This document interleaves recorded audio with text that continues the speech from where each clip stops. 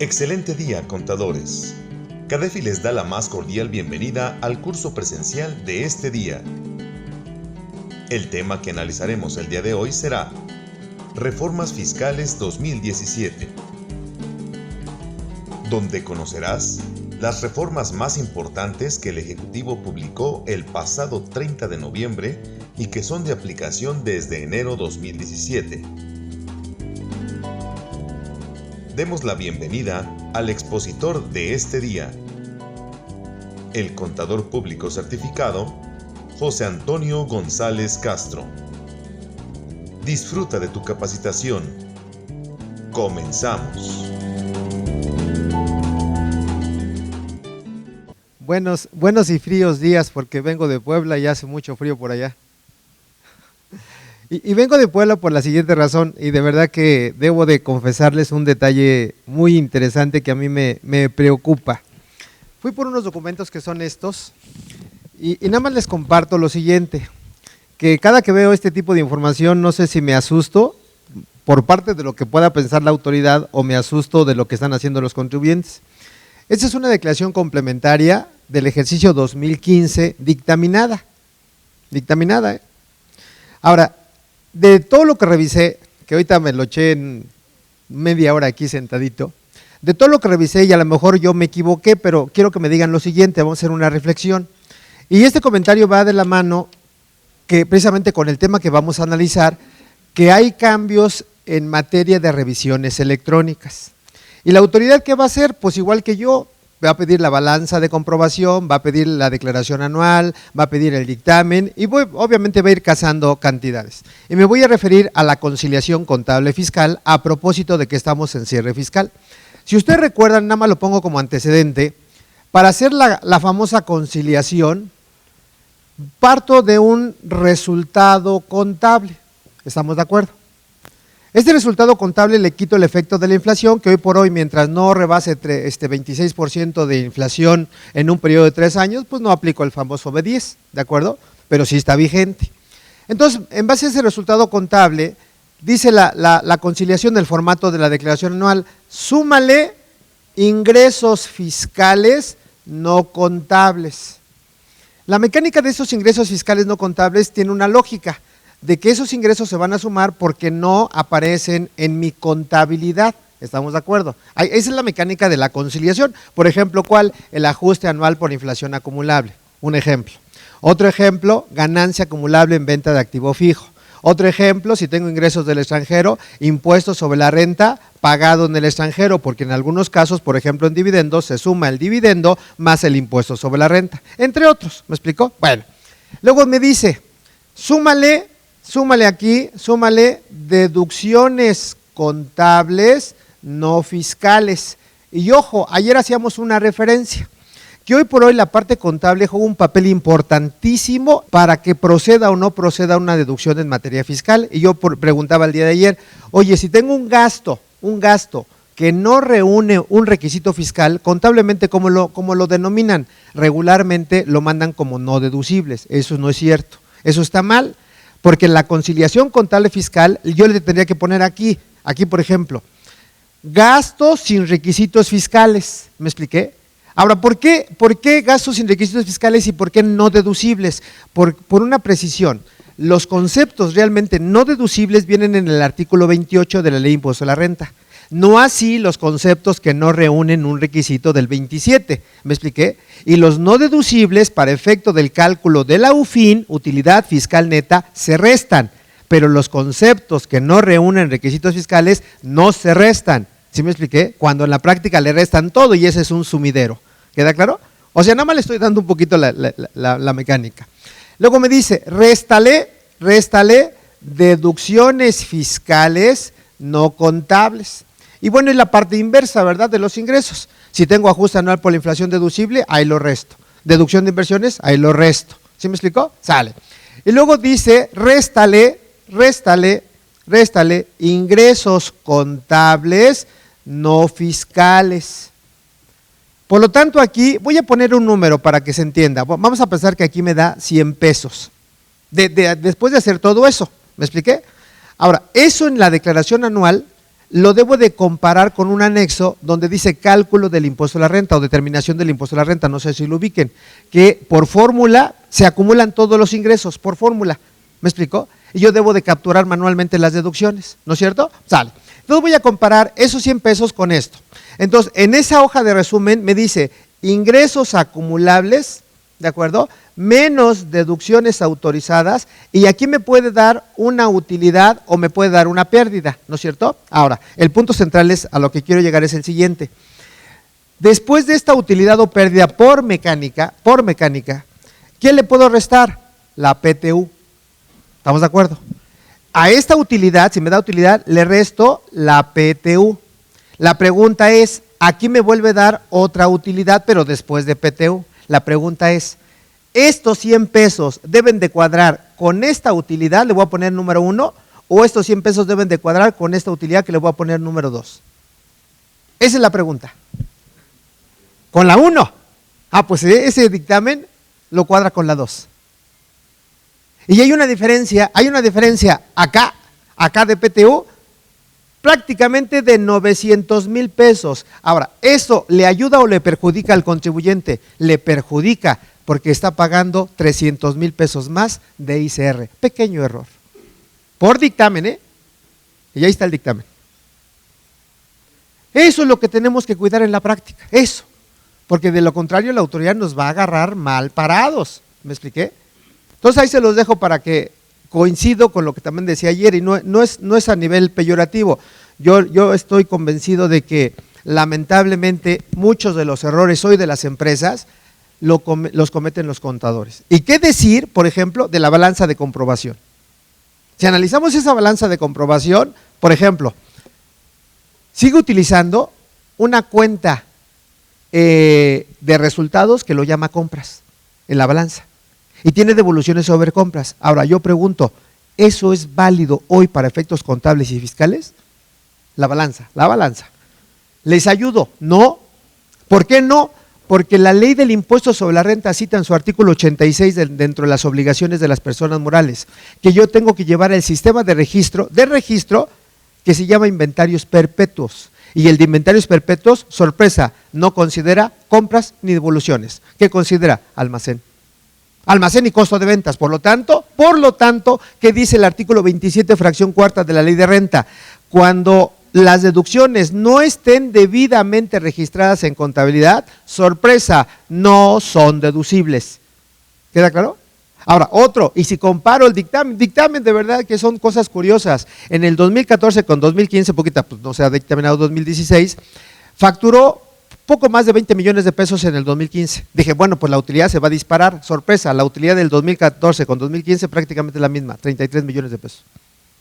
Y el costo exactamente el mismo, 74%. ¿Eso qué quiere decir? Que están armando obviamente a favor de la empresa los costos. No puede ser exactamente igual, porque hay una premisa en materia económica que dice, a mayor incremento de ingresos, disminución de costos y gastos. Sorpresa, ¿eh? Por lo tanto, si tengo más ingresos, la utilidad tendría que ser mayor, la están empatando. ¿Qué quiere decir esto? Que algo está haciendo la empresa y lo está haciendo mal. ¿No es cierto? ¿Y qué decir de las cantidades en rojo? Bancos tiene hoy por hoy más de 3 millones de pesos en rojo. Vean, bancos. ¿Y qué dice la norma de información financiera? Ninguna cantidad puede reflejar saldos contrarios a su naturaleza, ¿no es cierto? Lo que tenemos que hacer es reclasificarlos. Si bancos están en rojo, cancelo bancos y lo mando como un pasivo. Y sorpresa, ese pasivo hoy por hoy juega para el ajuste anual por inflación, jóvenes, ¿no es cierto? Entonces ahí se los dejo, porque de lo contrario las cosas van a estar mal. Bueno, perdón por el comercial, porque creo que es importante. Buenos días, me presento, José Antonio González, ya me presentaron al inicio. Yo me he dedicado muchos años a este negocio. Hoy es el último curso en esta capacitadora, en esta sede, y mañana damos otro de la misma capacitadora, pero en México, en Sevilla Palace. Ahí estamos. Bueno, entonces dicho eso, pues sean bienvenidos, pregunten lo que gusten. Sí hay reformas fiscales, donde hoy por hoy todavía me han dicho, oye, ¿hay incremento en IVA? No, en la tasa desde luego. ¿Hay incremento en ICR? No, en la tasa me refiero. Siguen siendo 30 ICR o 35 para personas físicas, 16 de IVA, ¿de acuerdo? Ahora, otro punto que también estaba muy de moda. Oye, ¿se grabaron las herencias, legados y los donativos? No, porque se pretendían grabar, ¿me explicó? Se pretendían grabar por un vox populi, porque en la reforma nunca vino eso, ¿me expliqué? Por lo tanto, esos siguen siendo ingresos exentos, artículo 93, herencias, legados, donativos y demás, ¿me expliqué? Sin embargo, quitando eso, sí hay reformas fiscales, ¿de acuerdo? Sale. Vamos a comenzar y cualquier duda será bienvenida. Y ya no jala esto. Ok, les comparto una reflexión que dice: estar preparado es importante, saber esperarlo es aún más, pero aprovechar el momento adecuado es la clave de la vida. Hay que aprovechar las oportunidades. Aunque ya di un curso antier de nóminas, nada más les voy a hacer algunos comentarios de CFDI de nóminas por si no vinieron al curso, en donde hay que entender esta frase que puse yo. Hay una opción de que este CFDI de nóminas se empiece a timbrar a partir del 1 de abril del 2017. Sin embargo, la opción en qué consiste, en que si ustedes se van hasta abril, enero, febrero y marzo van a seguir timbrando como timbramos ahorita. Pero a partir de abril tienen que volver a retimbrar enero, febrero y marzo. Por lo tanto, si no ejercen la opción, ¿cuándo tienen que empezar a timbrar? A partir del 1 de enero del próximo año. ¿Estamos de acuerdo? Veremos algunos supuestos. Bueno, en la Ley de Ingresos de la Federación hay estímulos fiscales que cada año hemos conocido. Estímulo en PTU, estímulo, por ejemplo, para contratar con gente con discapacidad, estímulo en deducción de inventarios, estímulo por pago de casetas para el sector autotransporte. Todos esos estímulos fiscales año con año se publican. Sin embargo, aquí, ¿qué destaca? Destaca el artículo 22 de la Ley de Ingresos, que se refiere por segundo año de que van a sancionar a los bancos. ¿En qué sentido? Cuando los bancos se les requiera cierta información y no atiendan ese requerimiento. Cuando los bancos realicen operaciones inusuales, ¿de acuerdo? Y no reporten esas operaciones inusuales. Y cuando los bancos perciban una operación de posible lavado de dinero y tampoco lo reporten. Entonces, ¿eso qué quiere decir? Que hoy los bancos van a estar muy, muy atentos a esos tres tipos de movimientos. Y no se sorprendan que derivado de ese artículo, hoy los bancos les puedan cancelar sus cuentas bancarias. Y eso es una realidad, ¿eh? Eso es una realidad. Por lo tanto, un ejemplo para que tengan una visión real. Una persona deposita 300,000 en efectivo y por el hecho de depositar 300,000, lo llama el banco para acreditar de dónde sacó el dinero. ¿Me explicó? En otro caso, nos depositaron $5,000 y curiosamente, a partir de 5,000 es una operación vulnerable. Vulnerable, ¿me expliqué? Y al ser operación vulnerable, el banco lo tiene que detectar y si no acreditan de dónde sacaron ese dinero, sorpresa, la cuenta se cancela, no se embarga, que quede claro, porque el banco no es autoridad. Y esto se vuelve más complicado si el banco le da vista a la Comisión Nacional Bancaria y de Valores. Y si el banco le da vista a la Unidad de Inteligencia Financiera. Y si la Unidad de Inteligencia Financiera le da vista a la PGR, ahí sí se vuelve un problema real, porque ya entra la autoridad fiscal, les pueden ahí sí congelar sus cuentas bancarias y lo más importante, tienen que acreditar el origen del dinero, de lo contrario están una de dos supuestos, o están lavando dinero o están evadiendo al fisco. En el entendido de que todos los depósitos bancarios, salvo que acrediten lo contrario, son ingresos para efecto de impuestos sobre la renta. Todos los depósitos bancarios, sale. Entonces, eso es importante que lo consideren porque créanme que no es letra muerta. Hoy el banco está cancelando muchas cuentas bancarias. ¿Me expliqué? Y hay 3 bancos que yo voy a sugerir que no trabajen con ellos. Ni les hago fama ni no les hago fama. Simplemente es cuestión meramente personal. En la parte de impuestos sobre la renta hay cambios, por ejemplo, ¿en dónde? Para que tengan una visión. Hay cambios en lo que es declaración anual de deducciones personales. Hay cambios en el régimen de incorporación fiscal, hablando del RIF. Hay cambios en lo que es una opción para acumulación de ingresos para personas morales hasta 5 millones de pesos. ¿Me expliqué? Entre otros, son los más representativos, hay otros cambios. En IVA, ¿cuál es el cambio medular en IVA? De que el IVA pagado en periodos preoperativos a partir del 2017 ya no lo pueden acreditar y en consecuencia no puede reflejar un saldo a favor. Se tienen que esperar hasta que facturen al 0 al 16% para que proceda el acreditamiento. ¿Me expliqué?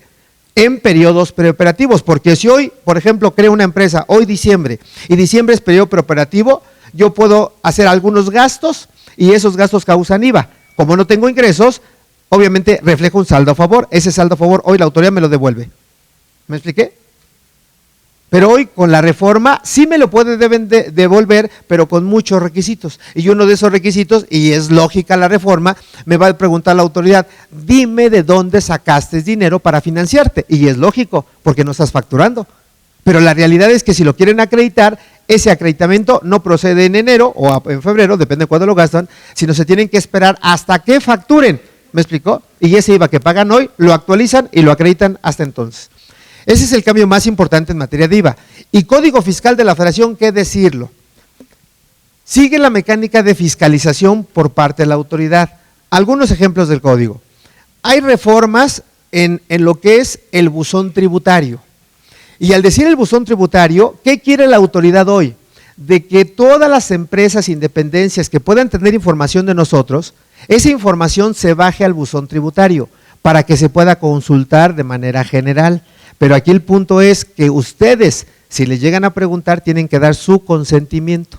¿Me explicó? Para que su información se baje al buzón tributario y a partir de ahí cualquier persona lo puede consultar. ¿Me expliqué? Entonces, esa es una reforma. Otra reforma es que la firma electrónica avanzada, la famosa FIEL, ¿de acuerdo? La autoridad sugiere como opción que la utilicemos en operaciones entre particulares. Particulares, ¿qué quiere decir? Un contrato de prestación de servicio, un contrato de arrendamiento, un contrato de mutuo, un contrato de donación. ¿Me explicó? Son operaciones entre particulares. ¿Y cuál es la filosofía de que tú y yo hagamos una operación entre particulares y utilicemos la FIEL? Pues que la autoridad va a saber qué estamos haciendo. Porque ¿quién me va a generar la FIEL? El Servicio de Administración Tributaria. No hay más, no hay más. También hay cambios en el artículo 27 de la ley, del Código Fiscal de la Federación, que dice que hoy los representantes legales que no sean socios, ¿de acuerdo? Porque yo puedo ser un representante legal sin tener la calidad de socio, ¿están de acuerdo? Me invitan a su empresa y yo la administro, sale. Hoy los representantes legales, por texto de ley, hablo del código, no están obligados a darse de alta en el RFC. Si fuera socio, sí. Por lo tanto, para el próximo año, sorpresa, yo representante legal ya debo estar inscrito en el RFC. ¿Me expliqué? ¿Y cuál es la intención? Obviamente que la autoridad tenga el control y sepa quién está dirigiendo a las empresas. Ahora, otra reforma, y esto les va a ser muy familiar, se reforma el artículo 29, letra A del Código. ¿Alguien sabe de qué habla ese artículo? 29, letra A del Código Fiscal. ¿De qué? ¿Quién sabe? Bueno, está bien. Les ayudo. Habla de los requisitos de los CFDIs. ¿Me explicó? ¿Y qué creen que viene como reforma? Que un requisito de los CFDIs es que tienen que tener autorización de la persona a favor del cual emiten ese CFDI para que ustedes puedan cancelar ese CFDI. ¿Me expliqué? Porque hoy 2016, no hay ningún requisito en ningún lado para que proceda la cancelación. ¿Me expliqué? Por lo tanto, a partir del 2017, y esto entra en vigencia el 1 de mayo, ¿de acuerdo? Si ustedes quieren cancelar un CFDI, deben tener la autorización de la persona a favor del cual se emitió el CFDI. Ahora, aclaro, al decir CFDI no me estoy refiriendo únicamente a facturas, que quede claro.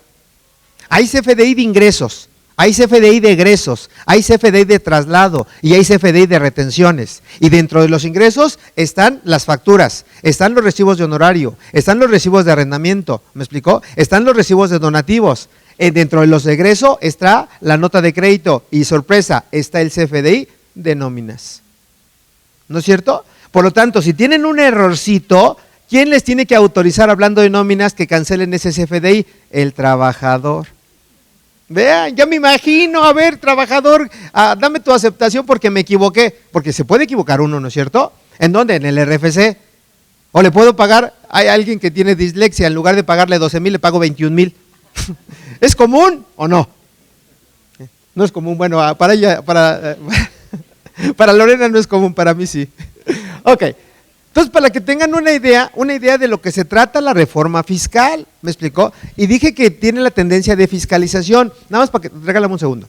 ¿Por qué ese tipo de cambios y en especial el CFDI? Porque a decir la exposición de motivos, que es una forma de entender la reforma, dice la autoridad fiscal que se da ese cambio porque hoy muchos contribuyentes emiten CFDI, de ingresos desde luego, cobran en la factura y después ¿qué hacen? Lo cancelan y dejan en estado de indefensión a los clientes, porque si un CFDI está cancelado, sorpresa, ya no tiene efectos fiscales, ¿de acuerdo? Aunque esté pagado, aunque tenga contrato, ¿cómo respaldan la operación? ¿Sale? Pregunta, amigo.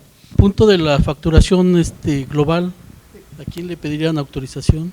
Si hago una factura global, obviamente, ¿a nombre de quién se hace? Pues de nadie. Por lo tanto, en ese caso, pues obviamente tú puedes decidir la cancelación. Ahora, un detalle curioso en muchas de las reformas que vamos a ver, en muchas.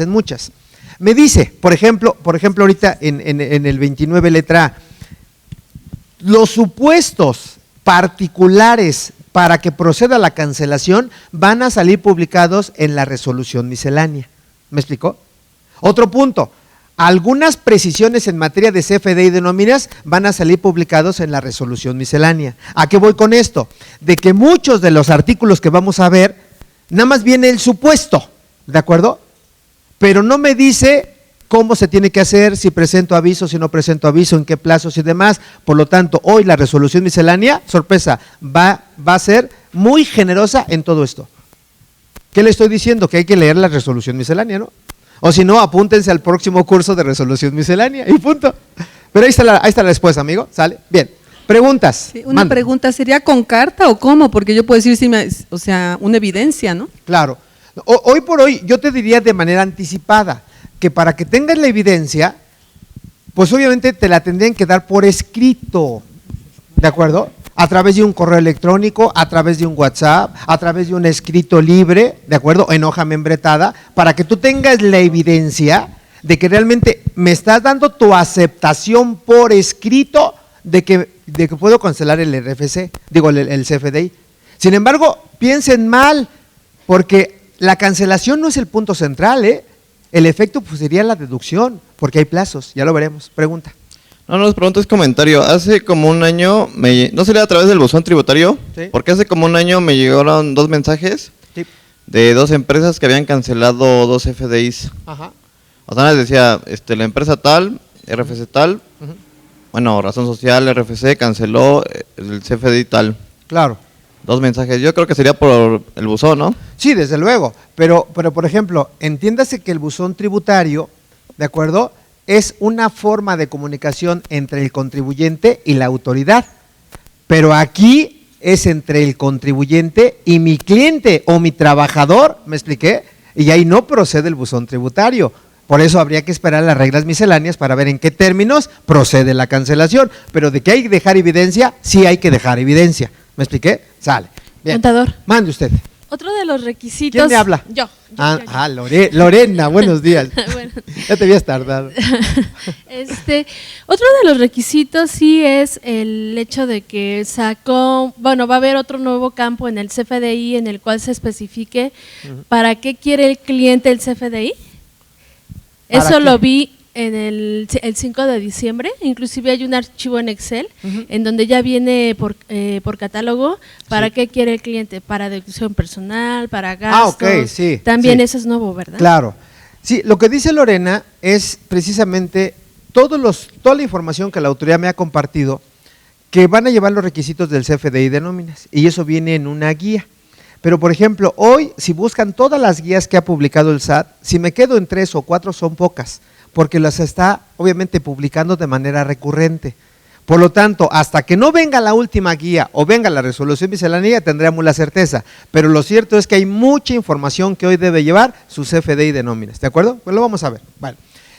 En la parte de lo que es reformas y adiciones en la Ley Federal de Impuestos sobre Automóviles Nuevos, me adelanto con la última lámina, para que si no llegó a esa lámina ya la veo desde ahorita.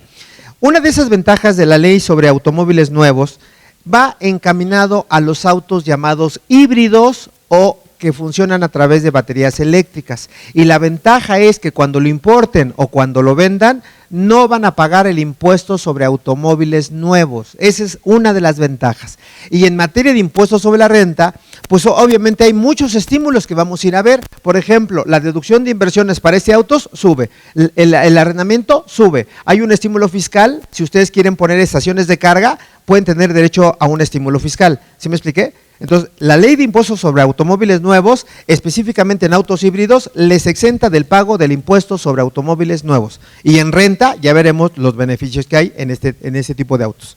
Una duda. Yo tengo un contrato de arrendamiento de un vehículo híbrido, que lo firmamos hace 2 años. Para este año 2017, ¿puedo aumentar la deducción en la renta? En la renta sí, claro que sí. Y sube de 200 pesos a 285 pesos. A partir del 1 de enero. A partir del 1 de enero, claro. Gracias. Claro que sí, sí, Gracias. desde luego, con mucho gusto. Bueno, entrando en algún punto, ya les decía que la autoridad tiene la función de fiscalizar. Y bueno, aquí les comparto esta lámina diciéndoles que la autoridad hoy, el SAT, está muy atento a las operaciones de compra-venta de inmuebles, ¿de acuerdo? En esa operación, vean qué me pide la autoridad, y de hecho es un oficio real, está fechado con 4 de octubre del 2016, viene el número de expediente por parte del SAT, lo emitió la Administración General de Auditoría Fiscal Federal, vean, Auditoría Fiscal Federal.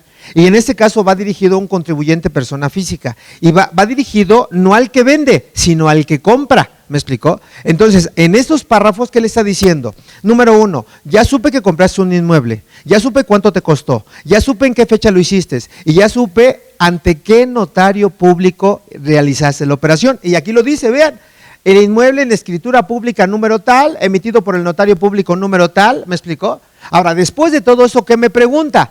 Bueno, antes de la pregunta me dice, te invito a que regularices tu situación fiscal o aclares tu misma situación fiscal, porque a mí autoridad no me cuadra, ¿me expliqué? ¿Y qué le va a pedir?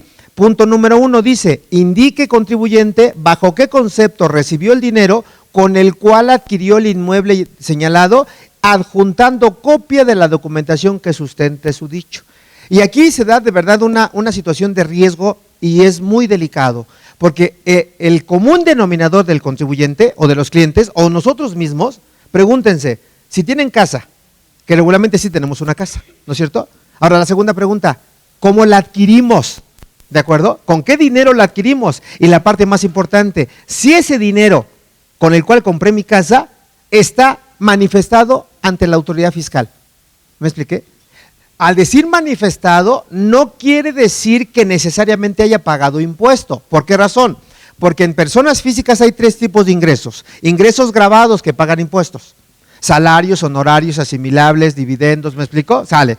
Ingresos exentos, donativos, herencias, legados, venta de casa, habitación, hasta 700,000 UDIs, esos no pagan impuestos, son exentos, pero sí son ingresos reales, ¿me expliqué? Otro, ingresos no afectos al ICR, por ejemplo, ¿cuál? Lo que nos puede pagar un sindicato que a eso no le gusta el SAT. Ingresos a través de sindicato, díganme si están exentos, no porque no vienen en el 93, díganme si están grabados, tampoco porque no lo contempla la ley, pero finalmente si es un ingreso, no afecta a ICR, pero se declara, ¿me explicó? Se manifiesta de dónde se obtuvo, por lo tanto, si la suma de esos 3 conceptos me lleva a que yo puedo justificar la compra del inmueble, duerman tranquilos. Esa es la parte interesante, pero si la suma de esos conceptos no suma para efectos de adquirir el inmueble, ahí tienen 2 problemas. Primero, discrepancia fiscal para la persona física, más erogaciones que ingresos. Y segundo efecto, evasión fiscal. Punto. Y eso es lo que quiere perseguir la autoridad. ¿Me expliqué? Así es que no se sorprendan si derivado de una operación que hacen, el SAT llega a preguntar esta parte, dime de dónde sacaste el dinero. ¿Me expliqué? Sale. En ese sentido va este famoso periodo llamado el Buen Fin, que ya pasó. Y ya pasó porque ese Buen Fin se derivó de un decreto que emitió el SAT de fecha 30 de septiembre del 2016. Y en ese decreto el SAT dice, no utilices dinero en efectivo, utiliza, sorpresa, tu tarjeta de crédito. ¿Y con qué intención la tarjeta de crédito? Pues para que quede una evidencia. Y en todo esto, ¿qué me pide la autoridad? Y se tuvo que haber entregado el 28 de noviembre del presente año. Se tuvo que haber entregado. Ahora, ¿qué información es? Número 1 me dice, dame el número identificador de la empresa que emitió la tarjeta de crédito. ¿Me explicó? Ahí van a poner la tienda de emisora de la tarjeta de crédito. Office Depot, por ejemplo, Soriana, Sears, Liverpool, Palacio de Hierro, Comercial Mexicana, la que quieran. ¿Me explicó? Número 2, dime la fecha en que realmente se hizo la transacción en este formato, día, mes y año. Recuerden que fueron 3 o 4 días del periodo llamado Buen Fin. Bueno, pues quiere esa fecha. Dame el número completo de la tarjeta de crédito del participante, que a propósito, y vean cómo la autoridad hoy quiere que tengamos evidencia de lo que hagamos. Si bien es cierto, estoy hablando del Buen Fin, ¿no es cierto? Pero esa tarjeta de crédito, yo le puedo habilitar una tarjeta de crédito a mi trabajador, o una tarjeta de débito, o una tarjeta de nómina, como la quieran llamar, ¿me explicó? Por lo tanto, cuando hagan sus FDI, les puede preguntar la cuenta 18 dígitos, si es una transferencia, la cuenta a 16 dígitos, si es una tarjeta de nómina, o a 10 dígitos, si es el número de teléfono celular. Por lo tanto, debe llevar cualquiera de esos 3 datos sus FDI de nóminas. ¿Me expliqué? Aquí estamos hablando del Buen Fin, de la tarjeta de crédito, de lo que ustedes gastaron. Bueno, pues quiere saber los 16 dígitos de la tarjeta de crédito. Quiere saber la autoridad el importe total de la transacción expresado en pesos y hasta 2 decimales, ¿de acuerdo? Aquí, jugando un poquito con los conceptos, tengo un amigo que le decía, oye, pues yo me compré un iPhone 7 y me compré una televisión cóncava, y me dijeron que tenía 24 meses para pagar. Dice, bueno, pues muy fácil, ¿no? Le digo, ¿y cuánto fue de esos 2 aparatitos? 103,000 pesos. ¿Y tu tarjeta de crédito aguantó eso? Dice, sí, hasta me sobró. El problema no es gastar, el problema no es firmar, el problema es que todo esto se le mandó a la autoridad el 28 de noviembre, y con esto la autoridad va a saber si está registrado o no en el RFC, porque tienes que estar registrado, ¿de acuerdo? Porque el hecho de que tengas una cuenta bancaria, si se les ha olvidado, el artículo 27 del Código Fiscal de la Federación dice que estás obligado a darte de alta, ¿en dónde? En el RFC. ¿Me explico? Va a presentar, se va a dar cuenta el fisco si estás presentando o no declaración anual, y lo más importante, ¿por cuánto estás declarando el impuesto? Y si el impuesto y el ingreso soportan este gasto, sin bronca. Pero otra vez, piensa mal y acertarás. Si el ingreso y el impuesto no soportan este gasto, otra vez la misma consecuencia. O lavas dinero o estés evadiendo al fisco. No hay más. No hay más. ¿Me explicó? Hoy los bancos siguen siendo la plataforma por excelencia de fiscalizar al contribuyente. Los bancos, los bancos. ¿De acuerdo? Entonces, ahí se los dejo para que, ayer decía un comentario jocoso, si hoy llega la autoridad y dice ¿quién es? No va a decir, no va a ser la vieja Inés, va a ser el SAT. Ok, se los dejo.